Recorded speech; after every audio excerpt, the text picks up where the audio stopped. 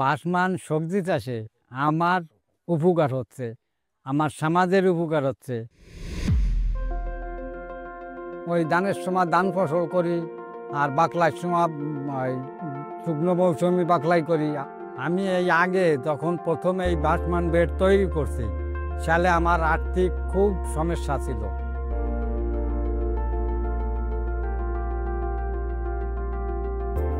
আমার এই গোপালপুর ইউনিয়ন নিচু এলাকা, এক ফসলি ধান হয়, তা 12 মাসে বছর, তা 6 মাসই তাই আমাকে অবসর সময় আমরা কোনো কাম পাই না।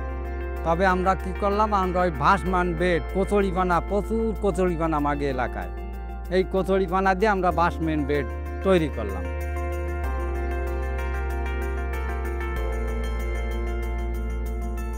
আমার এই চাষে ভাসমানের সময় ধরেন ভাসমান সবজি খালাম, আবার ওই যে জৈব সার হয়ে গেল, পরে আবার ওই জৈব সার দিয়ে আমি ওই যে ওলকপি, ফুলকপি, বাঁধাকপি, লাল শাক করতেছি। তবে আমার ওই একবার খরচ করিয়া আমি 2টা ফসল খাচ্ছি, 2টা ফসল আমার বিষমুক্ত, সারমুক্ত। এখন অনেক কৃষক ভাসমানের পর ঝোঁকতেছে যে ভাসমান বেডে এই দিয়ে অনেক মানুষ আনে ভাসমান বেড তৈরি করতেছে, লাভবান হচ্ছে। এই ভাসমান সবজি চাষ নিয়েই তো আমাকে পরিবার চলতেছে। আমার ছেলে মেয়ে মানুষ করছি, ওই 2টে মেয়ে বিয়ে দিছি, ছেলেটারে IA পাস করাইছি। যে সামান্যটু ভাসমান তৈরি করিয়া খুব ভালো ফসল ফলাইয়া আমি যে সম্মান পাইছি, আমার আর কিছু লাগে না।